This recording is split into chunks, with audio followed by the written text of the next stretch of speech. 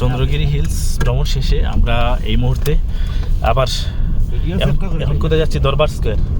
দরবার স্কোয়ারের উদ্দেশ্যে রওনা দিয়েছি এবং আমাদের শেষ গন্তব্যস্থল। সেখান থেকেই আমরা আমাদের যে হোটেল সেখানে রুমে ফিরে যাব। তার আগে অবশ্য আমাদের লাঞ্চ করা হয় নাই, সেই লাঞ্চটাও সেরে নিব এরই ফাঁকি কোনো এক জায়গায়।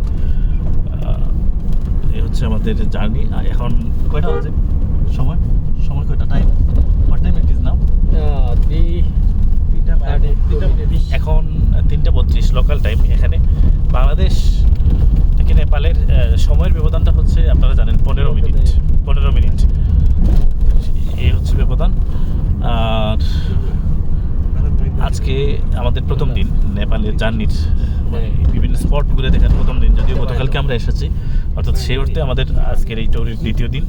এই দ্বিতীয় দিনে আমরা এ পর্যন্ত চন্দ্রগিরি হিলস এবং প্রথমে যেটা পশুপতি মন্দির, যে সেই মন্দিরটা ভ্রমণ করে দেখলাম। খুবই আকর্ষণীয় এবং ট্রেমেন্ডাস দুইটা প্লেস, আমরা খুবই এনজয় করেছি।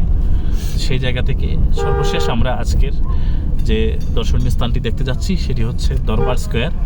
সেটি দেখে আমাদের নিরে ফিরে যাব আপাতত। সবাইকে ধন্যবাদ। আর আপনাদের জানিয়ে রাখি যে চন্দ্রগিরি হিলসটি, তার নামেই বুঝতে পারছেন, চন্দ্রগিরি, এই পর্বতের উপরে গিরি, পাহাড়ের উপরে চূড়ায় এই পর্যটন স্পটটি। খুবই সুন্দর নয়নাভিরাম একটি কিছু দৃশ্য রয়েছে সেখানে।